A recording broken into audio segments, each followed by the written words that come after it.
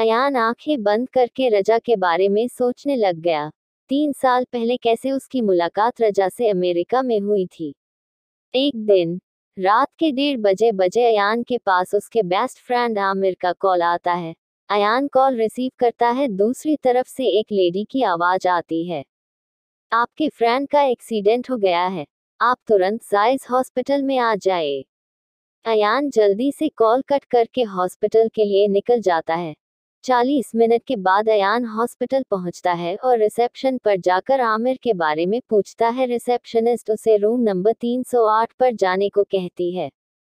308 number room 8 floor पर था, इसलिए अयान लिफ्ट की तरफ जाता है। कुछ ही मिनटों में अयान 308 रूम के अंदर पहुंच जाता है। अंदर बेड पर आमिर लेटा हुआ था। उसके पैरों में पट्टा बंधा हुआ है।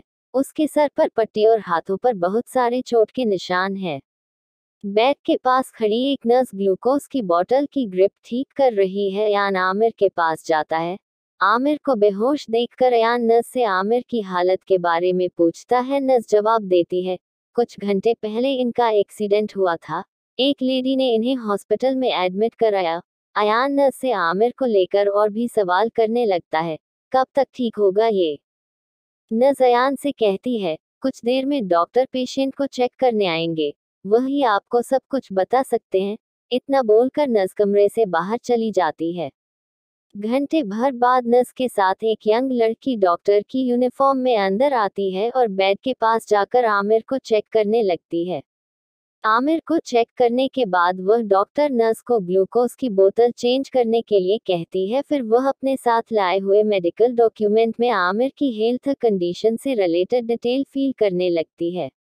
अयान डॉक्टर के पास जाकर आमिर की हालत के बारे में पूछने लगता है। डॉक्टर अयान की तरफ देखकर जवाब देती है, इनके लेफ्ट लेग में फ्रैक्चर हुआ है, इनके सर पर भी बहुत चोट आई है, इन्हें बेहोशी का इंजेक्शन दिया गया है ताकि यह अच्छे से आराम कर सके, सुबह तक इन्हें होश आ जाएगा। इतना बोलकर वे डॉक्टर कमरे से बाहर चली जाती है।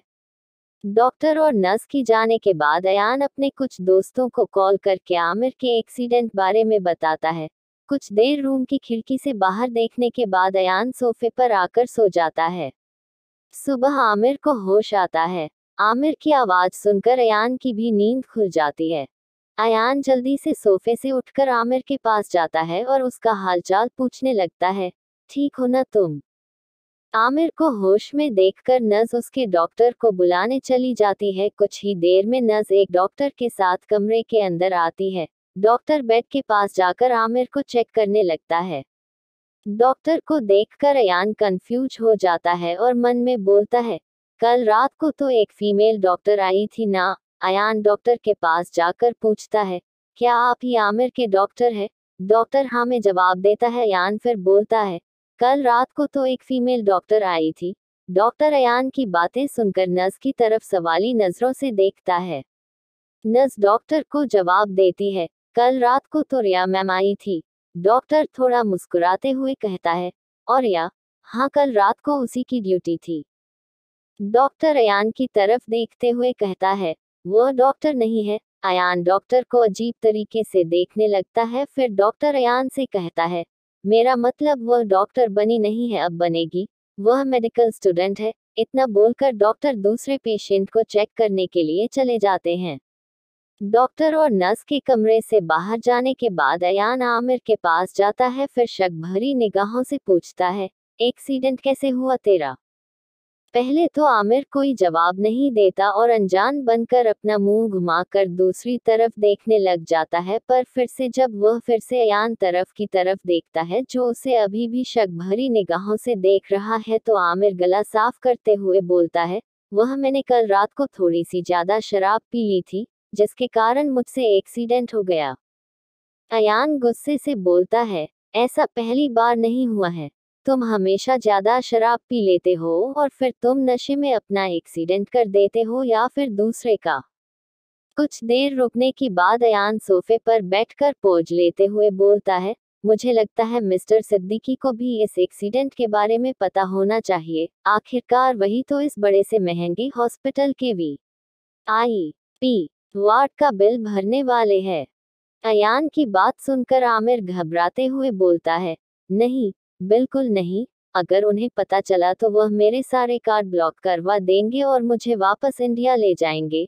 मैं अभी इंडिया जाकर उनका बोरिंग बिजनेस नहीं ज्वाइन करना चाहता। आमिर अयान की तरफ देखते हुए बोलता है, बिल्कुल नहीं, तुम डैड को कॉल नहीं करोगे? आमिर रिक्वेस्ट करते हुए बोलता है, प्लीज इस बार मान जाओ, अगली बार से मैं ऐसा नहीं करूंगा। अयान फिर धमकी देते हुए बोलता है, ठीक है, इस बार नहीं बताऊंगा, पर अगली बार ऐसा हुआ ना तो तू देख लेना, मुझसे बुरा कोई नहीं होगा।